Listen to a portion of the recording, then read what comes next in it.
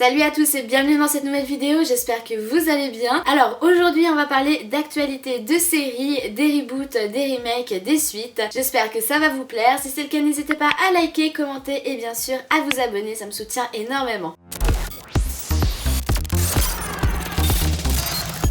Alors on va commencer par une actualité qui a déjà fait beaucoup parler d'elle. C'est donc une série sur une de mes licences préférées. Oui, Harry Potter.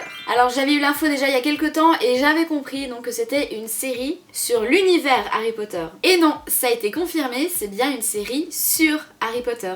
Et pas l'univers d'Harry Potter. Attention, il y a clairement une différence. Donc voilà, l'idée c'est de développer à travers une série les livres. Donc une saison correspondrait à un tome.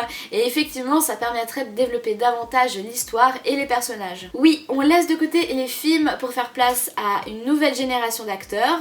À évidemment des nouveaux producteurs et metteurs en scène. Alors on est bien d'accord, c'est clairement une franchise qui est beaucoup appréciée par les fans. En plus de ça, elle a été très peu exploitée, hein, j'ai l'impression, comparée à d'autres en tout cas. Je ne citerai pas de nom, mais vous savez de quoi je parle. À part avec évidemment les animaux fantastiques, alors ça n'a pas été une réussite à 100%, mais au moins ils ont essayé. Et puis récemment évidemment ça a été remis au goût du jour avec le jeu vidéo Hogwarts Legacy, l'héritage, que j'ai vraiment surkiffé, j'en ai même fait des streams si ça vous intéresse. Donc voilà, qui a pu un peu compléter le lore de Harry Potter. Les livres évidemment on n'en parle même pas, c'est clairement des best-sellers avec plus de 12 millions d'exemplaires vendus, c'est un truc de dingue. Et d'ailleurs ça continue, il faut pas croire, moi qui travaille dans une école, je vois encore des enfants lire Harry Potter et ça fait plaisir. Donc évidemment les fans sont en demande de nouveaux contenus par rapport à cet univers. Alors à ce que j'ai compris, ça réjouit pas la majorité des fans de la licence, moi y compris, surtout avec l'aspect nostalgie en fait que ça nous a procuré, en tout cas pour les personnes de ma génération qui ont grandi en tout cas avec les livres et ensuite avec les films, qui connaissent quasiment les acteurs par cœur, les répliques aussi, énormément de choses sur le lore et l'histoire de ce monde et de cet univers. C'est clairement une grosse claque, on va pas se le cacher, mais j'ai quand même réussi à trouver des points positifs à cette nouvelle. Bon, il y a aussi des points négatifs, mais on va commencer par le positif. Alors premier point, et pas des moindres, c'est clairement la plateforme de streaming, donc ce serait disponible sur HBO, qui est clairement, d'après moi, une des meilleures plateformes qu'on puisse trouver, étant donné que c'est eux qui ont produit Game of Thrones et House of the Dragon, qui étaient clairement des masterclass, mais aussi Euphoria, True Blood ou Young Pop, qui étaient très bien, et plus récemment The Last of Us, que j'avais beaucoup aimé. Donc pour moi, c'est quand même un gage de qualité. Et en plus ça permettrait à la plateforme d'avoir un contenu régulier pour de nombreuses années. C'est clair que s'ils font 7 saisons, ils ont de quoi faire. Alors deuxième point, qui pourrait être un point négatif ou positif, ça dépend un peu comment ils vont aborder la chose, c'est le casting. Par pitié, faites un casting 100% anglais. Et là, je serai intransigeante et j'espère que J.K. Rowling aussi. Je vous jure que ça fait clairement une différence. On a pu le voir dans Les Animaux Fantastiques, qui était un casting donc américain. Il n'y a pas photo. Clairement, il n'y a pas photo.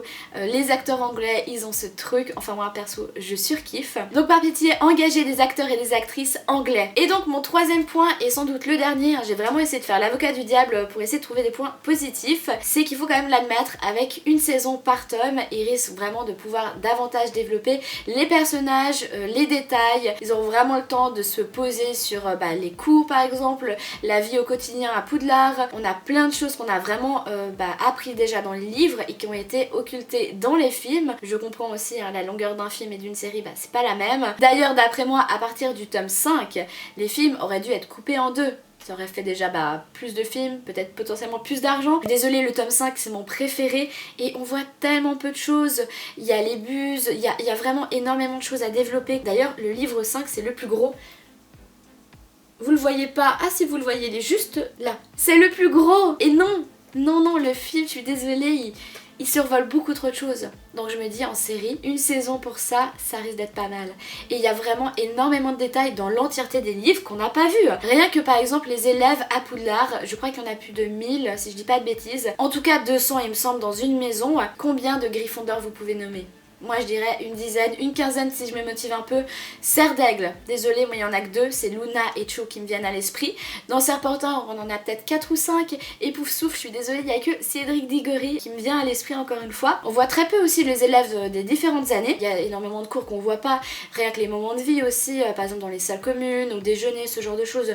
Juste une journée un peu typique à l'école de Poudlard par exemple, on voit très peu en tout cas dans les films. D'ailleurs je sais pas si vous en souvenez, mais rien que dans le tome 1, à la fin quand Harry, Ron et Hermione essayent de choper la pierre philosophale, et donc il y a plusieurs épreuves, il y a le filet du diable, les clés, les échecs évidemment, mais il y a surtout l'épreuve de Severus Rogue qu'on n'a pas du tout, et d'ailleurs qui est assez intéressante, surtout quand on sait comment va se développer ce personnage. Après je comprends évidemment qu'en adaptant un livre en film, il faut évidemment faire des choix scénaristiques, on peut pas tout mettre, mais du coup ce sera l'occasion dans la série de développer davantage ces points-là. La qualité visuelle aussi risque d'être augmentée étant donné les nouvelles technologies qui sont maintenant disponibles. Bon, on va parler maintenant des points négatifs, et en fait j'en ai noté que un, et c'est clairement la nostalgie. Alors oui, je sais, c'est pas objectif. Ben voilà, je suis pas objectif. Clairement, la nostalgie des acteurs, des émotions ressenties durant cette saga de films, de livres, tout est hyper marquant dans ces films que j'ai vraiment adoré et que je revois d'ailleurs très souvent, pas une fois par an, mais presque.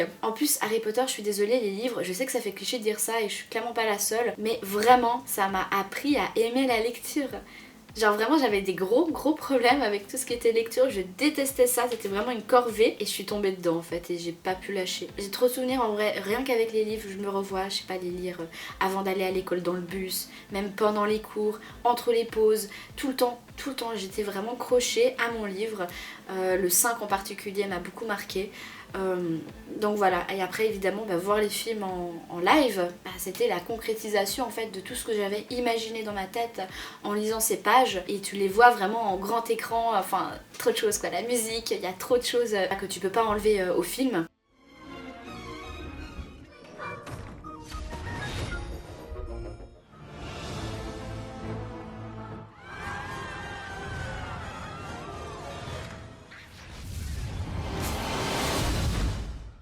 Et je comprends qu'ils essayent de faire une série, ok, y a pas de souci, mais utilisez le lore Harry Potter, faites pas un reboot en fait. Et en vrai, il y a vraiment une centaine d'histoires qui pourraient être faites autour de l'univers Harry Potter. Là par exemple, je vais vous en donner quelques-unes dont j'ai eu l'idée, enfin je pense que je suis pas la seule, mais voilà. Donc les 4 fondateurs, clairement ce serait hyper intéressant de en savoir plus sur eux, comment ils se sont rencontrés, comment ils ont eu l'idée de Poudlard, la création de Poudlard, la suite aussi avec leurs héritiers, toutes les histoires en parallèle dans leur vie. Par exemple aussi voir d'autres pays, d'autres lieux, d'autres écoles, ça pourrait être aussi hyper intéressant. On sait qu'il y a des écoles en Asie, en Afrique, par exemple là-bas ils utilisent pas la magie avec la baguette, hyper intéressant, genre en Amazonie il y a pas mal d'animaux protecteurs, etc.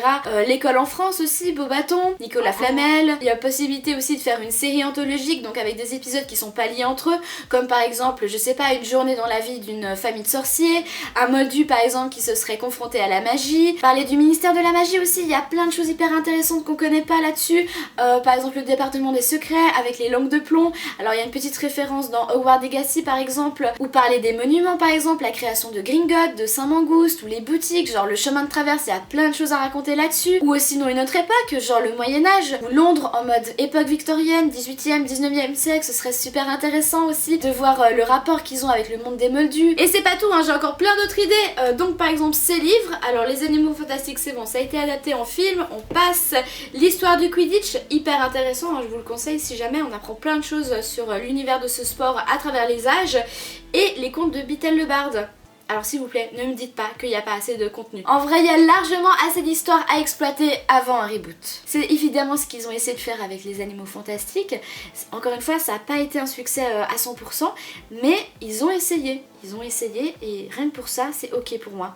On a vu des animaux, on a vu une autre école, un nouveau pays en tout cas. Donc si vous voulez engager moi, mais j'ai vraiment trop d'idées. Je suis sûre que plein de fans ont trop d'idées intéressantes à développer que juste un reboot. D'ailleurs pour moi c'est un peu la facilité dans le sens où, pas que tu plagies, mais voilà, la base est déjà là.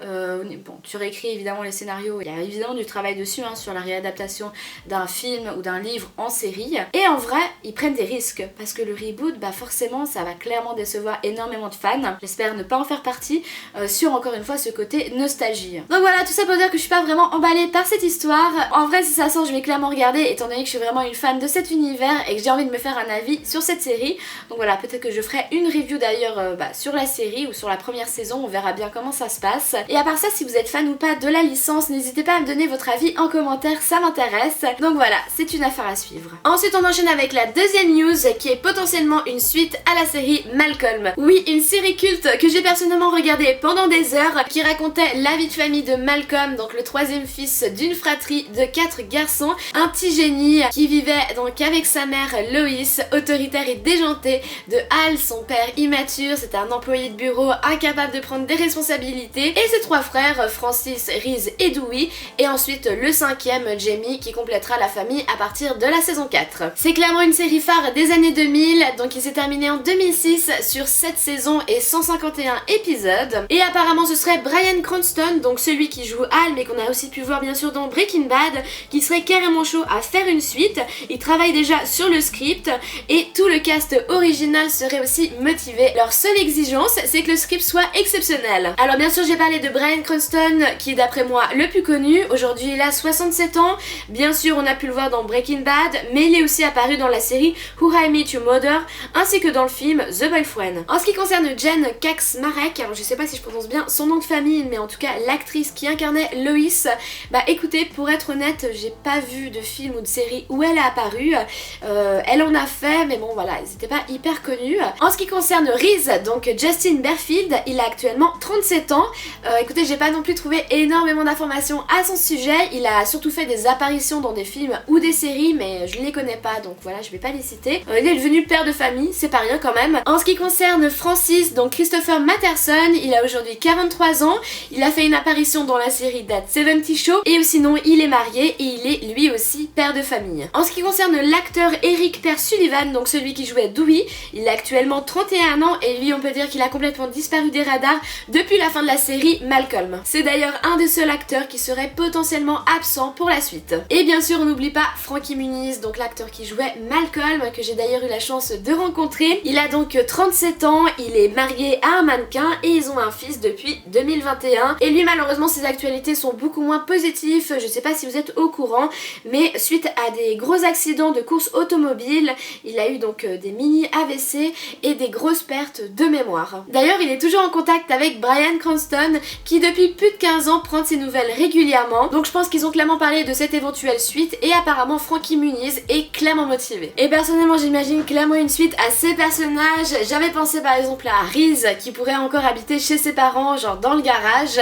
ou Dewey à l'université en mode super populaire, ou encore Francis en mode père de famille avec par exemple que des filles, ce serait assez drôle à voir, et on pourrait imaginer qu'il soit complètement laxiste à contrario de sa mère, parce que je me dis que Francis qui a été assez traumatisé de l'éducation de sa mère pourrait potentiellement faire tout le contraire avec ses enfants. Et là je vous avoue que j'imagine clairement une scène entre Lois et Francis en mode discussion sur la pédagogie et l'éducation des enfants, parce qu'on se souvient très bien que Lois avait une manière très particulière et unique de se faire respecter. Bon, petit souci de batterie, bref, je poursuis avec le personnage de Malcolm, qui pour le coup, je le vois par exemple comme son père Hal dans un bureau en train de s'ennuyer, un peu à la The Office aussi. Bon, il vendrait pas du papier, mais dans l'idée, il s'ennuierait en fait intellectuellement dans son travail, dans une ambiance un peu délétère où clairement intellectuellement il serait pas stimulé, étant donné évidemment ses capacités intellectuelles. Ou alors rien à voir, mais je l'imagine aussi employé de campagne ou chargé de campagne, je sais pas exactement comment ça s'appelle, mais vous voyez un peu dans les films ou les séries américaines où ils parlent de politique, ce genre en fait d'équipe qui se regroupe autour d'un candidat en liste pour préparer l'élection. Voilà, Malcolm j'imagine bien un peu en mode secrétaire larbin,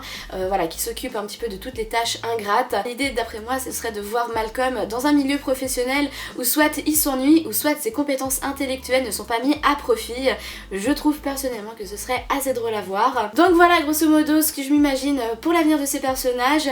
Évidemment Hal et Lois seraient toujours fous amoureux, en tout cas je leur souhaite malgré les années qui ont passé. Donc voilà pour les news de la série Malcolm. Il me semble qu'elle est d'ailleurs disponible sur Disney+, il faudrait que je me refasse un compte parce que j'ai vraiment trop envie de la revoir. Parce que clairement pour moi ça a été une des meilleures séries de mon adolescence que je peux voir et revoir sans me lasser. Bien sûr si vous avez d'autres idées et d'autres points de vue sur l'avenir de cette série, n'hésitez pas à me les mettre en commentaire, hein, ça m'intéresse et j'y lirai avec plaisir. Et maintenant on enchaîne avec la troisième et dernière actualité, c'est donc une suite à une série des années 2000.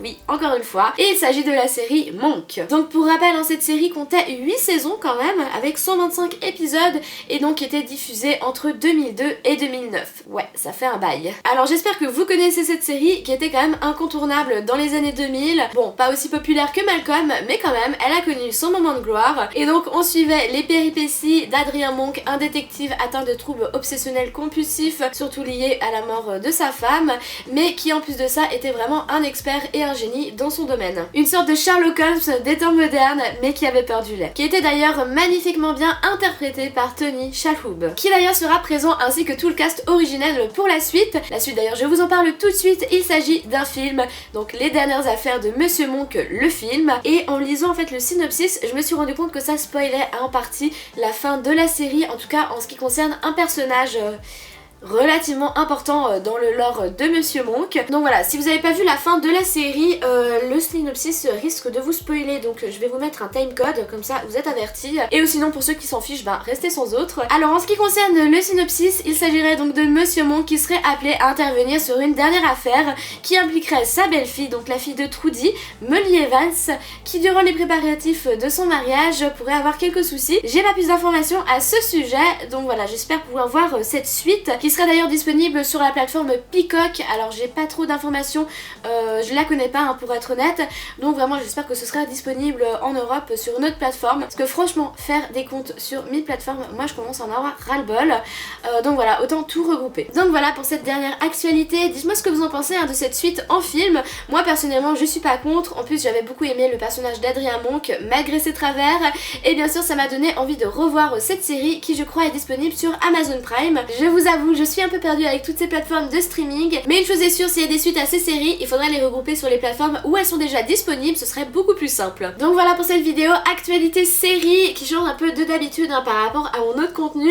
D'ailleurs si vous appréciez, n'hésitez pas à me l'écrire en commentaire, et n'hésitez pas aussi à me dire par quelle suite vous êtes le plus hypé. Moi après réflexion c'est clairement Harry Potter, je suis beaucoup trop fan de cette licence. Donc voilà, cette vidéo est terminée, j'espère que ça vous aura plu. Si c'est le cas, n'hésitez pas à liker, à commenter et bien sûr à vous abonner. Et nous on se retrouve très bientôt dans une prochaine vidéo. Ciao ciao!